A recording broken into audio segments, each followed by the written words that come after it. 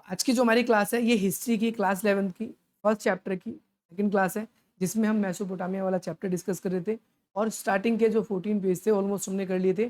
14 page में हमको यहाँ से स्टार्ट करना है। अगर आपने प्रीवियस वाला पहले वीडियो नहीं देखा तो आप पहले उसको देखो ताकि आप अच्छे तरीके से समझ पाओ।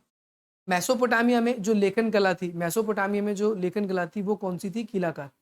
वो कीलाकार लिपि का उपयोग करते थे। कीलाकार, जिसे हम क्यूनिफॉर्म भी बोलते हैं, और क्यूनिफॉर्म के बारे में हमने लास्ट टाइम डिस्कस किया था। वेरी वेरी इंपॉर्टेंट कॉन्सेप्ट, ये आपका पेपर में आता है। पेपर में जरूरी नहीं हिंदी में क्यूनिफॉर्म ऐसे लिखाएगा, पेपर में ऐसे भी लिखा आ सकता है। आपको याद रखना, आपको स्पेलिंग याद रखनी है। क्यूनिफॉर्म जो है लातीनी भाषा के यानी लैटिन भाषा के दो शब्दों से मिलकर बनाए। पहला वर्ड है क्यूनिस और दूसरा वर्ड है फॉर्म। क्यूनिस का मतलब होता है खूंटी और फॉर्म का मतलब होता है आकार। यानी ये बेसिकली सरकंडे की नोक से जो मिट्टी की पट्टिका पे लिखते थे तो वो उसमें बिल्कुल ये शेप दिया करते थे, आकार दिया करते थे। यहाँ पर आप कुछ अक्षर देख पाओगे, चिन्ह है, ये उनके जो मिट्टी की पट्टिकाएं हैं ना उन पे मिले हुए ये अक्षर है। जैसे KUR कुर, ये आई लिखा हुआ है उन्होंने, ये MA माँ लिखा हुआ है। ऐसे ही उनके कुछ चिन्ह होते थे जिनको वो क्या करते थे, लिखा करते थे। जैसे यहाँ पर बताया गया है। हमारे यहाँ पर आज के ज़माने में सेपरेट वर्णमाला होती है। वर्णमाला समझते हो? वर्णमाला जिसमें हमारे स्वर भी होते हैं और व्यंजन भी होते हैं, यानी कॉन्सोनेंट और वोवल दोनों होते हैं। लेकिन पहले के ज़माने में ऐसा कुछ डिफ्रेंशिएट नहीं था। स्वर व्यंजन का कोई कॉन्सेप्ट नहीं होता था। वो डायरेक्टली पर्टिकुलर वर्ड के लिए पूरा एक चिन्ह इस्तेमाल करते थे। ये आपको याद रखना है। मेसोपोटामिया के लोग क्या करते थे कि वो पूरे वर्ड के लिए एक चिन्ह इस्तेमाल कर देते थे। जैसा कि मैंने KUR दिखाया अभी आपको, आई दिखाया, माँ दिखाया, ऐसे कुछ चिन्ह होते थे। जैसे फॉर एग्जाम्पल अंग्रेजी में एक वर्ड होता है पुट, जिसे या फिर ला, इन, ये कुछ वर्ड्स हैं अलग अलग सिंबल्स वो अपने बनाया करते थे।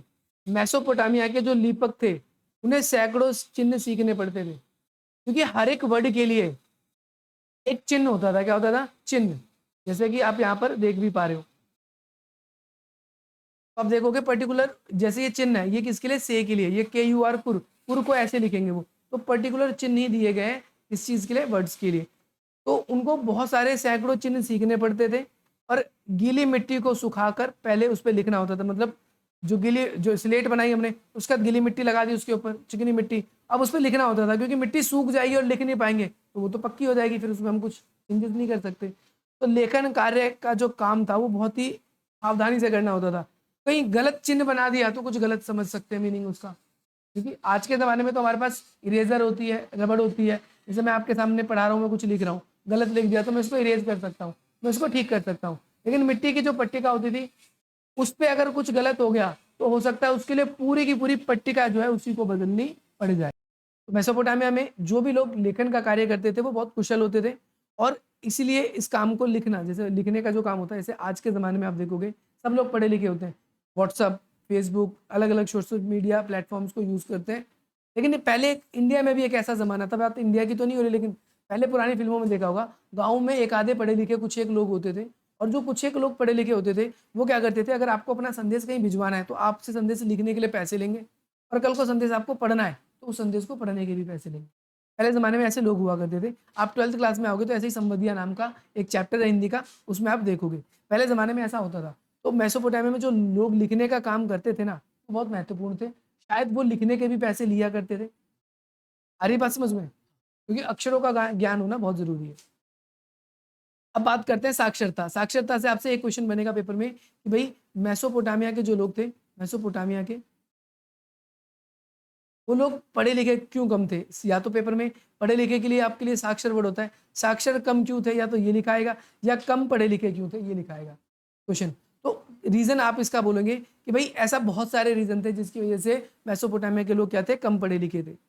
जैसे सबसे पहली बात बताया गया है कि भाई एक तो स्कूल जो थी, विद्यालय जैसी पद्धति जो थी वो बहुत कम थी। पहला पॉइंट आप ये बोलोगे।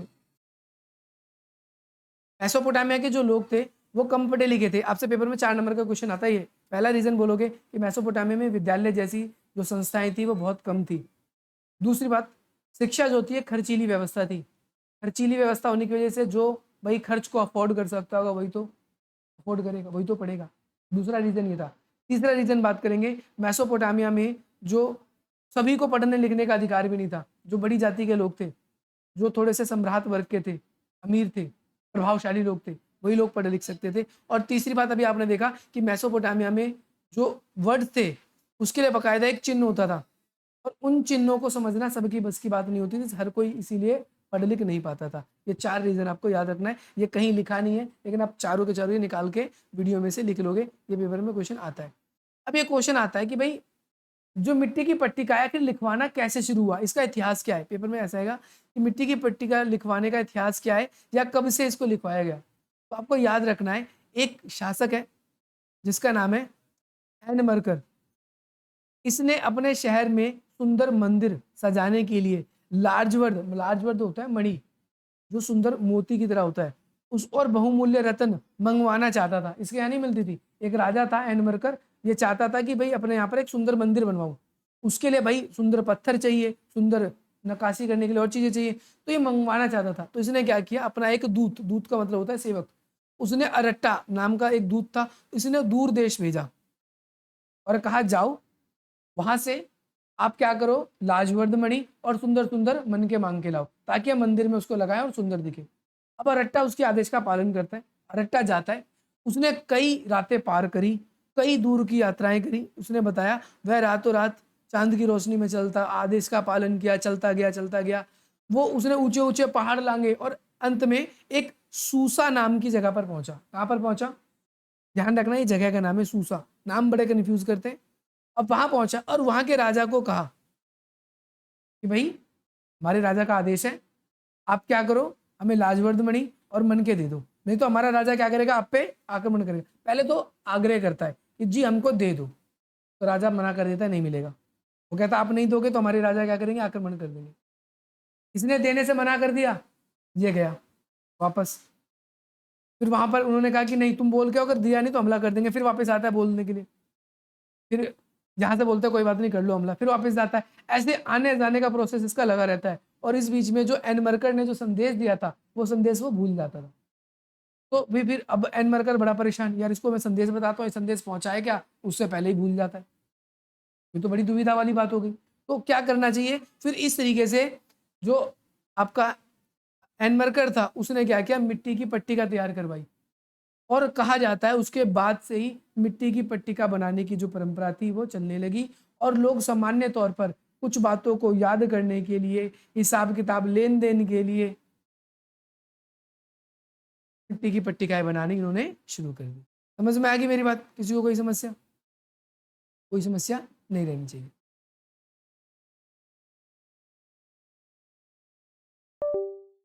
अगला जो इंपॉर्टेंट क्वेश्चन आपका बनेगा पेपर में वो बनेगा मेसोपोटामिया के मंदिरों को लेकर। आपसे पूछेगा मेसोपोटामिया के मंदिरों का वर्णन कीजिए।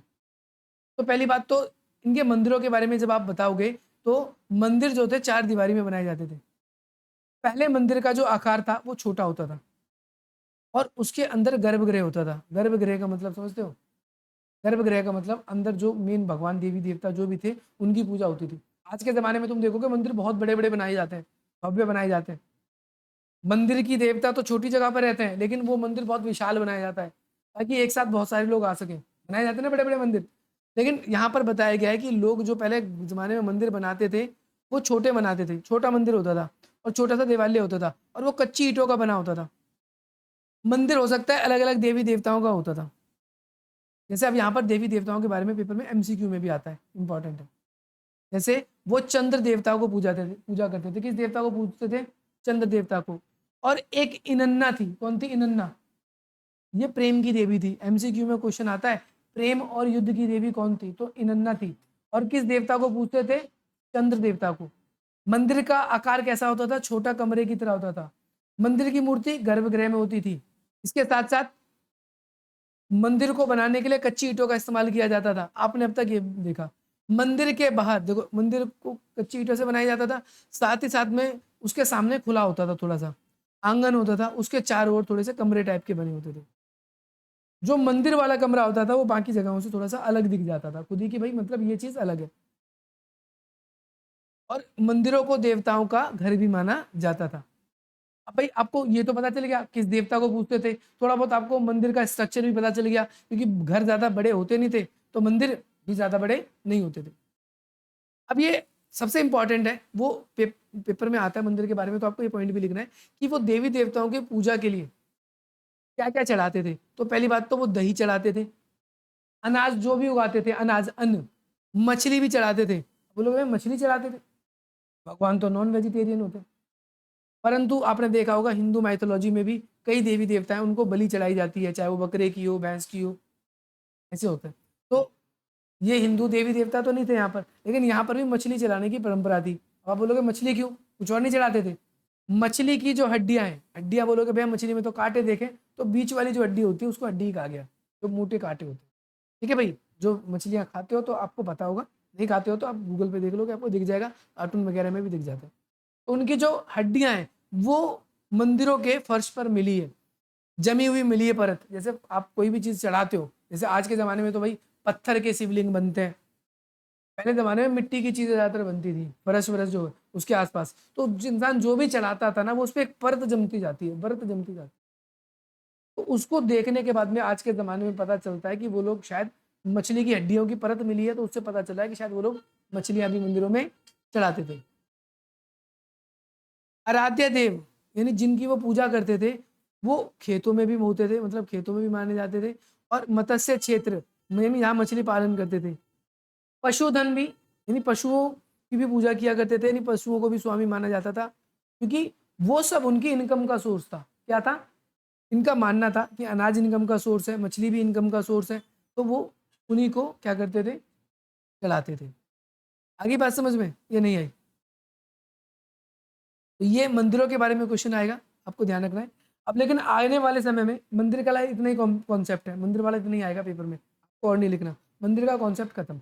अब उपज में बताया गया है कि भाई खेती बाड़ी में आपने ये तो देखा अनाज उगाते थे, पर अनाज में क्या, तो देखो बताया गया है समय के साथ अनाज की उत्पादन वाली जो वस्तु है वो थोड़ी सी बढ़ने लगी। जैसे तेल निकालने का काम इन्होंने शुरू कर दिया, अनाज पीसने का काम शुरू कर दिया इन्होंने, काटने का, जैसे कपास वगैरह, ऊन वगैरह, बुनना, ये सारा काम धीरे धीरे इन्होंने करना शुरू कर दिया।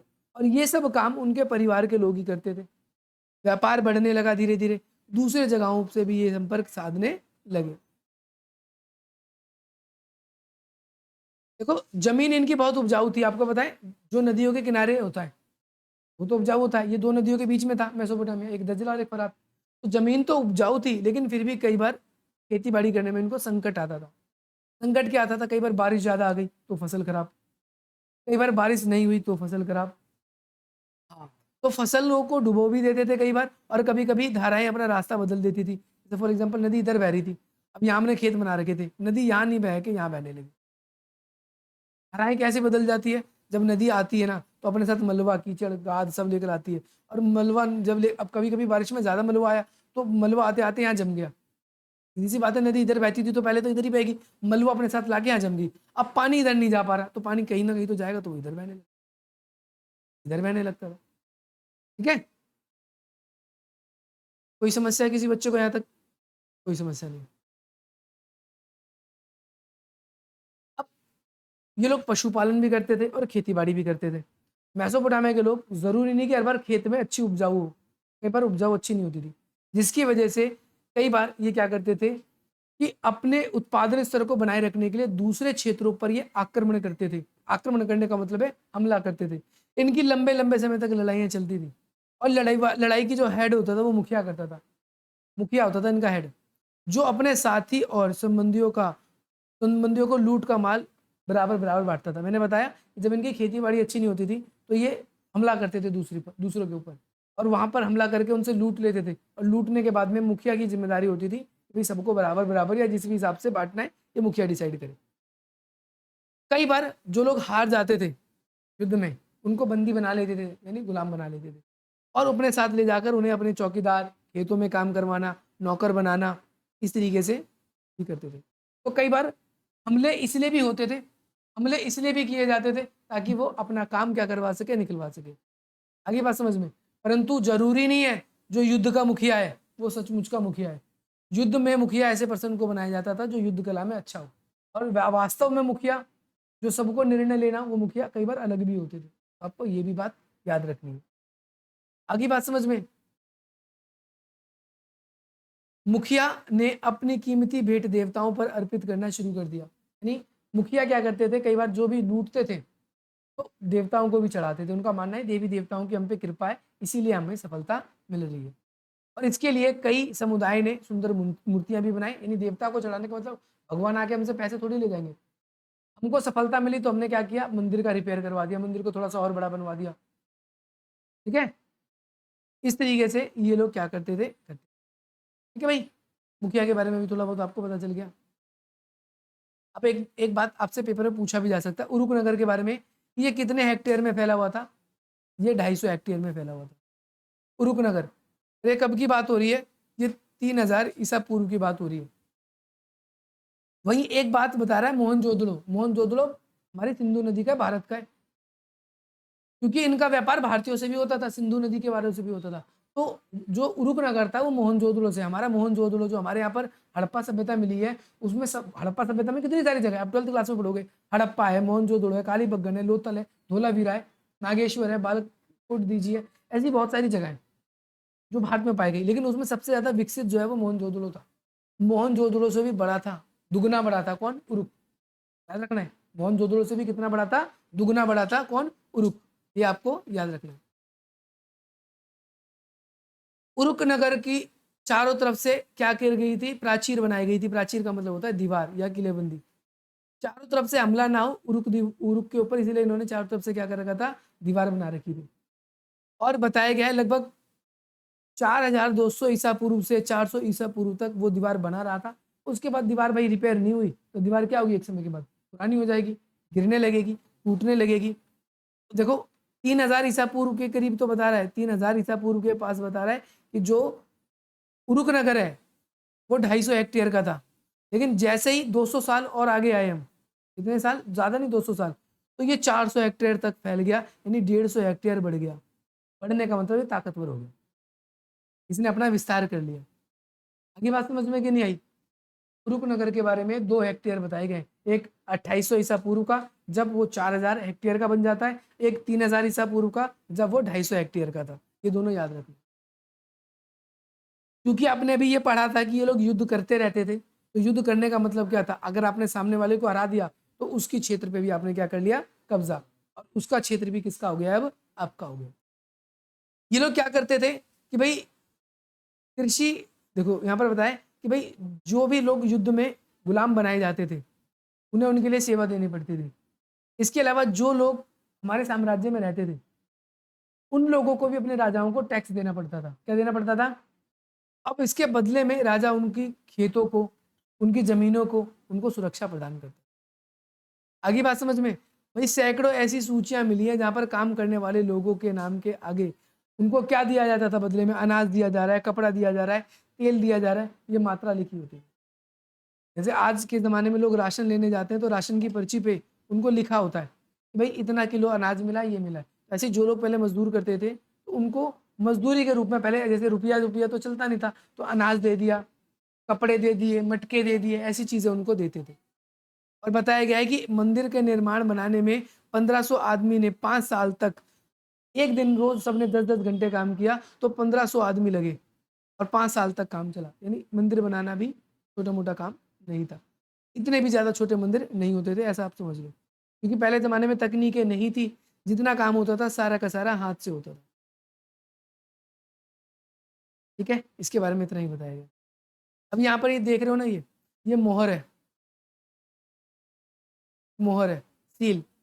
मोहर किस काम की आती है? तो बोलोगे पहचान की। मैंने बताया था मेसोपोटामिया के लोग अपना जब सामान कट्टे में बांधकर एक जगह से दूसरी जगह पर लेके जाते थे, तो यहाँ पर बताया गया है कि प्राचीन काल में पत्थरों की मोहर होती थी और उस पर कुछ ना कुछ अंकित होता था। देख रहे हो, कुछ ना कुछ अंकित है।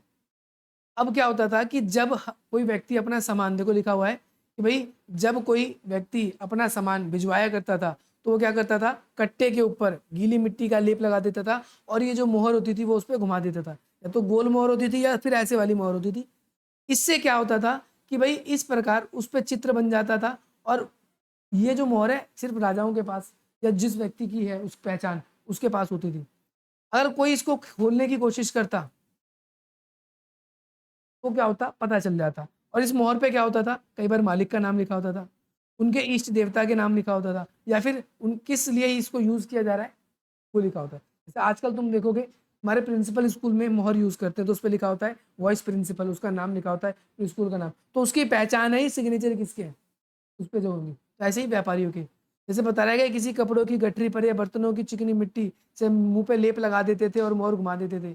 अब उस पे लिखावट छप जाती थी, अब कल को उसको खोलने का प्रयास करेंगे तो वही चीज़ लिखी है जो मैंने आपको लास्ट क्लास में बताई थी।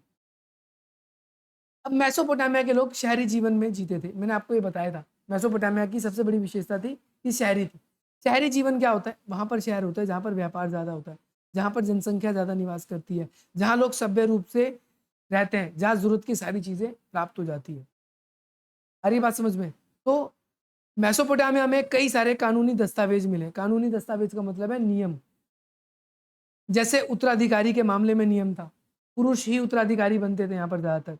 और इनके परिवार की खासियत थी कि एकल परिवार होता था, जिसे बोलते हैं न्यूक्लियर फैमिली, एकल परिवार। एकल परिवार के अंदर केवल माता पिता, उसके बच्चे शामिल होते हैं। माता पिता और उसके बच्चे, जैसे फॉर एग्जांपल आपके माता पिता, आपके जैसे माता पिता हैं, आपके चाचा भी हो सकते हैं उसमें। लेकिन आप सोचोगे कि उसमें मेरे बुआ भी आ जाए, मेरा ताऊ भी आ जाए, बहुत ज़्यादा लोग, वो खानदान हो जाता है, मामा भी आ जाए, ये भी आ जाए, बोले। संयुक्त फैमिली में, ज्वाइंट फैमिली में सब कुछ होता है।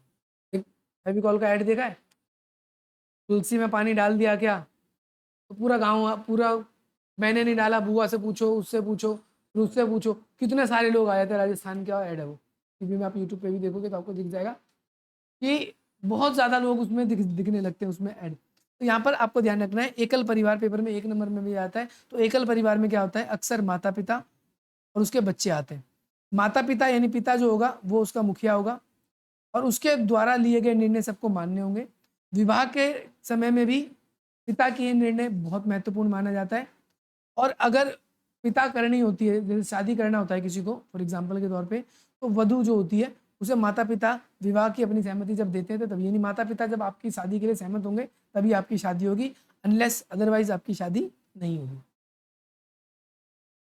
विवाह का 2 तरीके का प्रचलन था। एक तो ये प्रचलन था कि भाई सामने से लड़का लड़की पसंद करते हैं, पेरेंट्स भी राजी हो गए। दूसरी बात, जैसा आज होता है अरेंज मैरिज, पहले भी वैसे होता था इनके टाइम पे भी, कि वो लोग जैसे देखते थे कि भाई उनको अपनी बेटी की या बेटा का विवाह करना है, उनकी नज़र में कोई लड़का होता था तो वहाँ पर वो उपहार अपनी तरफ से ले जाते हैं, जैसा होता है, और उनको बताते हैं कि भाई शादी करना चाहते हैं। फिर दोनों पक्षों के बीच में बात होता है, जो भी उपहारों का आदान प्रदान किया जाता है, उसके बाद में एक जगह भोजन की व्यवस्था कराई जाती है। मंदिरों में भेंट चढ़ाया जाता है, जैसे आज भी मंदिरों में आपको पता है शादी से पहले पूजा करने के लिए जाते हैं। और साथ ही साथ नववधु को उनकी जो सास होती है वो लेने के लिए आती है, याद रखना। इस तरीके से याद रखना है आप सभी को कि पिता द्वारा उसकी दया का हिस्सा दे दिया जाता है, यानी जो भी बहू का हिस्सा होगा, बेटी का हिस्सा होगा, मतलब मैं पिता हूँ, अगर मेरी बेटी है तो मैं विवाह के टाइम पे उसे सारा उसका हिस्सा दे दूंगा, कि विवाह के बाद तो वो होगा नहीं। दूसरी बात, विवाह के टाइम पे एक बात और याद रखना है कि विवाह के समय में लड़की के परिवार की जिम्मेदारी भी लड़के पे थोड़ी सी आ जाए।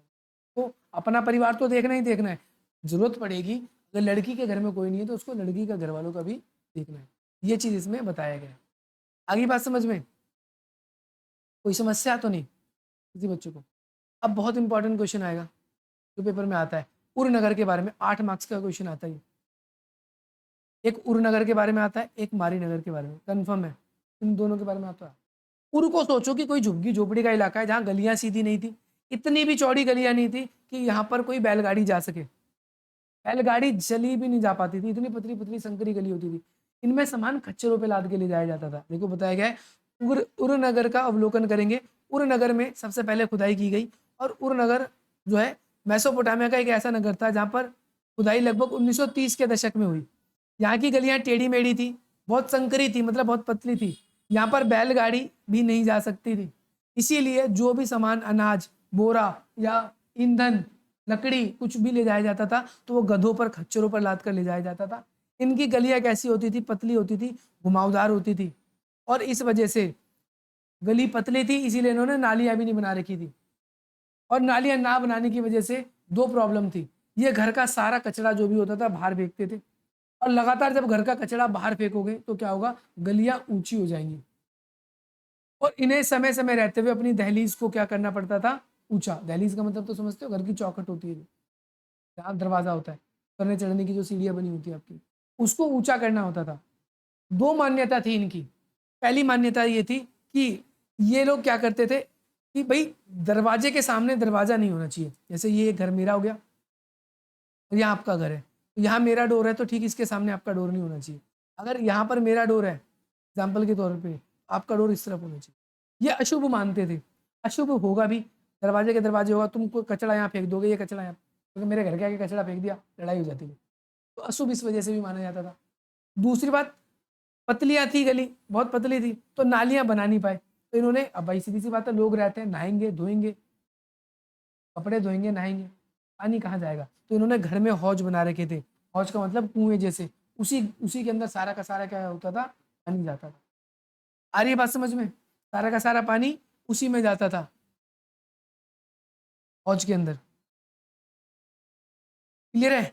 और गली, क्योंकि गली में नालियां नहीं थी, तो बरसात के टाइम में कई बार ऐसा भी माना गया है कि गली जो है कच्ची गली थी और उनमें बुरी तरीके से कीचड़ भी हो जाता था। आ रही बात समझ में कि नहीं आ रही? तो ये कुछ बातें थी जो मेसोपोटामिया के अंदर उर नगर के बारे में थी। ठीक है, क्लियर है? आज की क्लास हमारी इतनी रहेगी, बाकी हम अपनी अगली क्लास में इसको आगे फर्दर डिस्कस करेंगे।